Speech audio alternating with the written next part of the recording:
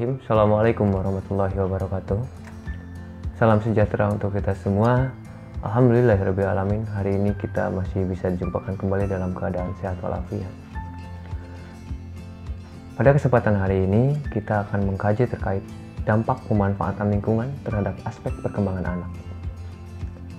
Pertemuan sebelumnya kita kaji terkait nilai-nilai yang terdapat dalam lingkungan yang kemudian dapat kita terapkan dalam dunia pendidikan. Nah, kita kaitkan dengan dampak pemanfaatan lingkungan tersebut terhadap aspek-aspek perkembangan anak hari ini. Beberapa dampak, mungkin ada hal-hal yang tidak kita pahami, bahkan sudah kita biasa terapkan, tapi kita tidak bisa memaknai dari apa yang telah kita lakukan itu. Ya, tentunya kita bisa menyadari di hari ini karena kita telah melalui masa-masa itu, masa kanak-kanak. Dampak dari apa yang telah kita lakukan selama hidup di lingkungan banyak sekali yang dapat kita terapkan dalam hidup kita di hari ini.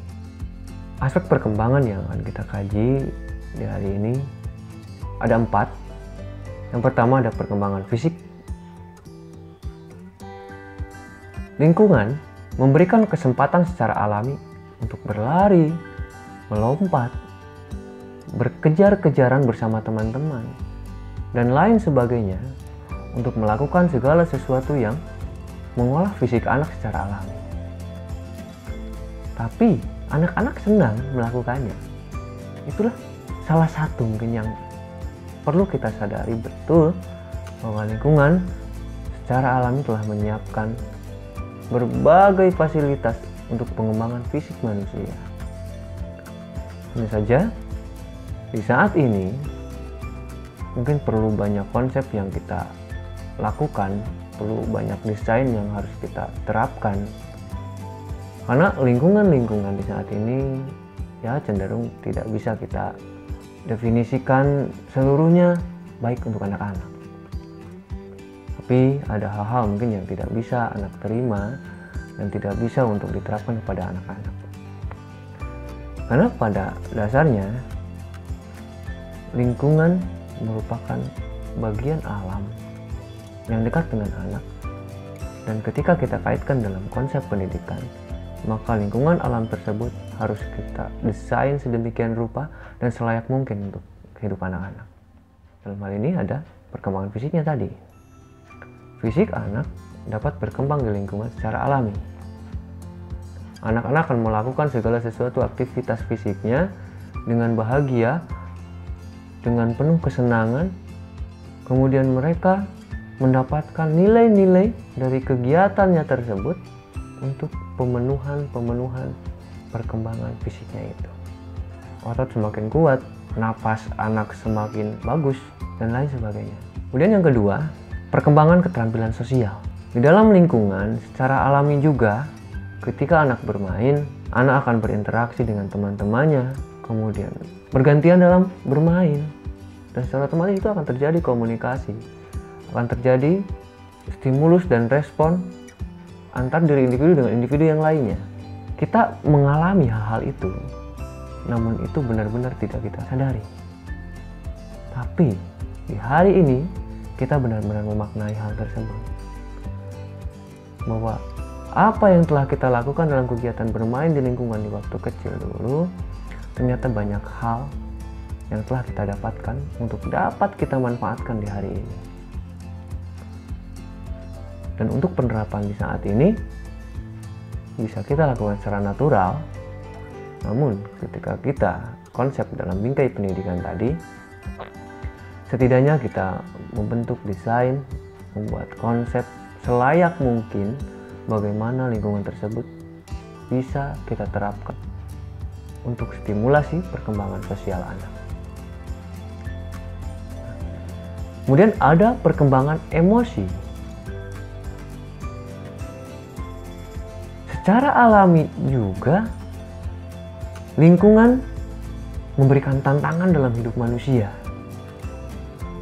Ya, dalam konteks hari ini untuk anak-anak, ketika anak-anak bermain, ada keindahan yang dia rasakan, Kemudian ada tuntutan untuk melakukan suatu keberanian dalam bertindak.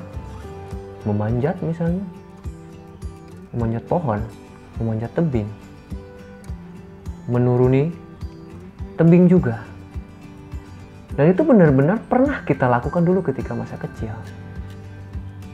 Dan tanpa kita sadari ternyata ada hal-hal, ada nilai-nilai yang tertanam dalam diri kita dari apa yang telah kita lakukan di waktu itu. Selain itu juga ada stimulasi untuk memunculkan rasa percaya diri untuk diri kita. Itu di saat kita kecil tanpa ada konsep desain sedemikian rupa untuk dapat kita maknai.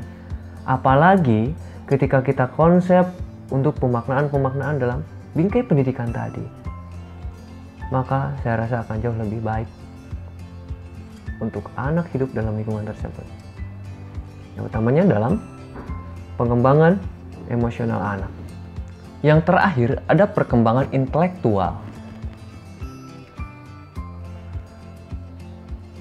Lingkungan secara alami pula telah memberikan stimulasi dalam konsep real untuk intelektual manusia. Ya tentunya dalam konsep kehidupan kita ada warna, angka, jumlah, bentuk, dan ukuran. Ketika pengetahuan yang kita dapatkan dalam sebuah kelas, maka lingkungan akan jauh lebih banyak konsep yang dapat kita terapkan untuk anak-anak. Dampak lingkungan tersebut ternyata ketika lingkungannya kita desain sedemikian rupa, seideal mungkin untuk menjadi lebih layak dalam kehidupan anak-anak, maka konsep real tersebut merupakan dampak-dampak yang akan terjadi bagi anak-anak, bagi intelektual manusia tentunya, terkait warna bunga, warna daun, warna tanah, warna pohon, dan lain sebagainya. Angka berkaitan dengan penjumlahan, konsep 1, 2, 3, 4, 5, itu ada semuanya. Bentuk juga sangat real, banyak sekali di lapangan, banyak sekali di lingkungan. Ukuran besar, kecil, berat, dan ringan, dan lain sebagainya. Konsep-konsep real tersebut memang bagian dari apa yang akan menjadi bagian dari hidup anak-anak di kemudian hari. Nah, dengan dampak-dampak pemanfaatan lingkungan tersebut, maka sesungguhnya setiap aspek perkembangan manusia, anak dalam posisi saat ini, mereka akan jauh lebih optimal ketika mendapatkan fasilitas-fasilitas itu. Kenapa? Karena lingkungan merupakan bagian dalam hidup manusia dan suatu saat nanti pun anak-anak akan hidup secara real dalam lingkungannya. Teman-teman, mudah-mudahan apa yang telah kita kaji di hari ini dapat bermakna, dapat bermanfaat untuk kita semua. Teman-teman tetap jaga kondisi, tetap jaga kesehatan.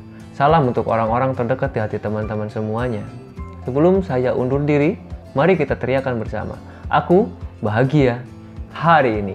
Assalamualaikum warahmatullahi wabarakatuh.